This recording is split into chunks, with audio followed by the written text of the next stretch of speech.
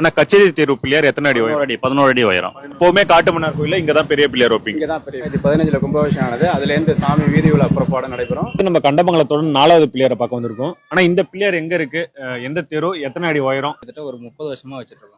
எத்தனை அடி உயரம்னா? இது வந்து 10 அடி உயரம். 10 அடி உயரம். எங்க வாங்குனீங்க? நாங்க வந்து பண்ருட்டில வாங்கினோம். எங்க ஊருக்கு பெரிய ஃபங்க்ஷன்னா பெரிய அளவுல எதுவும் பெரிய ஃபங்க்ஷன்லாம் கிடையாது. விநாயகர் சதுர்த்தி மட்டும் தான். அதுக்காக நாங்க எம்மா செலவு வேணாலும் ஏன்னா வெளியில இருந்து தான் வரும். ட்ரம்ஸ் எதா இருந்தாலும் சரி, அங்கேயும் சரி இங்கேயும் சரி ஈக்குவலா வரும்.